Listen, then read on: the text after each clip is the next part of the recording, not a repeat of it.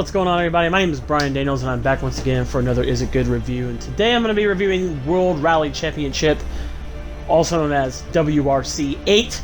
This is the latest entry in the Wrc Championship series. This is the official game of the Wrc Championship, and this game is available right now on PC, Xbox One, and the PlayStation 4. And I'm going to tell you guys something. I don't really play a lot of rally games. I think the last one I played was Dirt 2, maybe? No, Dirt 4. That's the last one I've played. I haven't played Dirt Rally or anything like that, but I will say that this game surprised the heck out of me, and I was very, very shocked of what this game had to offer in the form of a career mode, which you're going to see here coming up. I am very impressed by the game.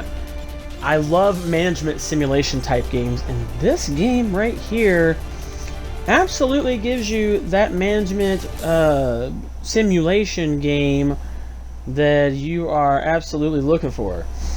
And developer Kyloton gives you a very impressive racing rally crew management simulator and a great racing game all under the same umbrella. And I'm about to show you guys this right now once we load in. It's going to kind of give you the feeling of The Sims. At least that's the feeling that this game gave me when I first saw it. But here it is. This is your crew management area. You're going to have different things you can do, like you have a calendar that you can set that's going to allow you to decide what you want to do on certain days, whether you want to take a rest, you want to train and level up. If you want to take on special races that are not part of the Wrc Championship. This does feature the Junior WRC Championship, by the way, which is also in here. So if you want to start your career in the juniors and then make your way up to the main WRC, you can, which is what I've been doing. This also gives you the opportunity to manage your crew in the form of these cards of these different types of crew members.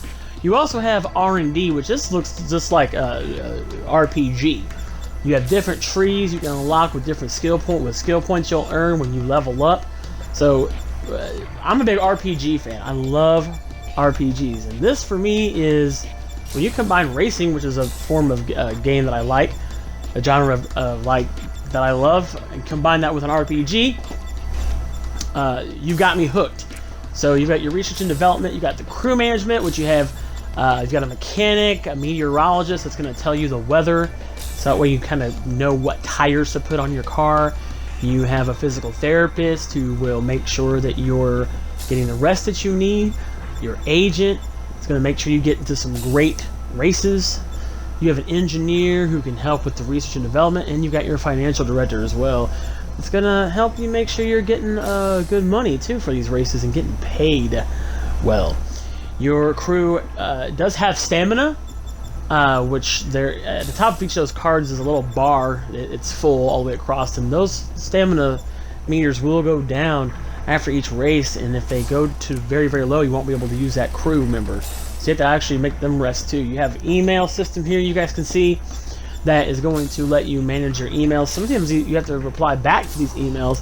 Some of them are interviews as well. You also have season objectives and regular objectives, as well as a manufacturer reputation, which right now the car I'm using is a Ford. So you want to make sure you keep that reputation up and try to complete those goals. You can also see how you stack up against other racers in the championship that will allow you to kind of compare yourself, and you can see the championship standings. And then there's a test area as well if you want to test out the things you've done to your vehicle. We're going to go and into a historic race, so you guys can see firsthand some actual gameplay. You guys have seen the management side of things. Look at the bottom of the screen. You've got how much money you've got. That thing next to the money, that meter, is your morale. That can go up or down, and that does impact the performance of your crew. So depending on how bad or good you do in races and your place, that morale meter can go up or down, depending on how good or bad you do or how bad you perform in a race. So we're going to get into this race, show you guys a little bit of gameplay. and let you guys see how long the loading times are. I like to feature all these in my reviews so you guys can see how long loading times take in between screens. I know that's something that a lot of gameplay or reviews don't show you, is the loading time. So that way you guys can see right off the bat just how long loading time is. This is being reviewed on an Xbox One, and as you guys can see, the graphics don't look too terrible. They could look a little bit better. I'm a little spoiled, and I'm used to Forza Horizon 4's graphics and how good they look and how smooth they are. These aren't horrible looking graphics, but to me, graphics aren't everything. It's the gameplay. I'm going to tell you guys something about the driving on this game. The driving on this game is pretty rough. Unless you have played rally games before in the past, it's going to be a little bit of a hard to handle game. As you can see, you can change your tires and things like that. You can there's different settings for your vehicle, but usually I go with the recommended. And then let's just get right into it here. So you're gonna start driving. You're gonna get your co-pilot, your co-driver, and as you see, right off the bat, I ran right into the start-finish sign.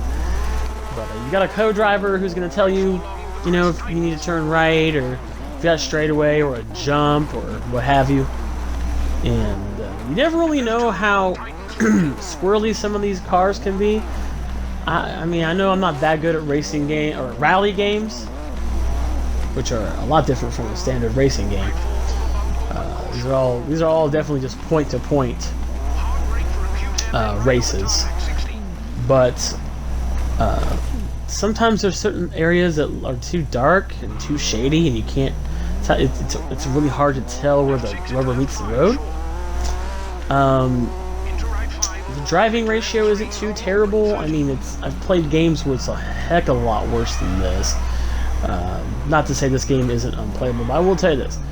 All in all, WRC 8 has made me really love rally games a lot more when combined with a crew management sim.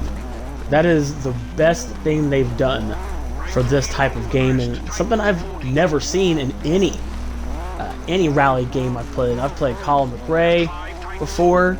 I've played a couple WRC games. I think I played 4 and 5. And even Dirt doesn't do that. So what would I rate this game out of 10? I would have to give this probably a 7.5 out of 10. Mostly due to the crew management system and the leveling up, the RPG elements to this game. The driving could be a lot better. The sounds are great. The graphics are kind of meh. I mean, I don't know. I'll let you decide what you think, how you think this looks here. The graphics could do, they could do a much better job in the graphical department. The cars look great. It's just the handling is just a little rough around the edges, and it's going to take some time to get used to each vehicle that you drive. Like, for instance, this is a historical race, so this is a much older car, but all in all, I'd have to give this a 7.5 out of 10. Thank you guys so much for checking out my Is It Good review of WRC 8 World Rally Championship 8. Be sure to come back here on Dragon Blogger for some more reviews. And if you liked this review, give it a thumbs up. If you didn't, please give it a thumbs down. Let me know what you thought in the comments below. My name is Brian Nails. Until next time, see ya!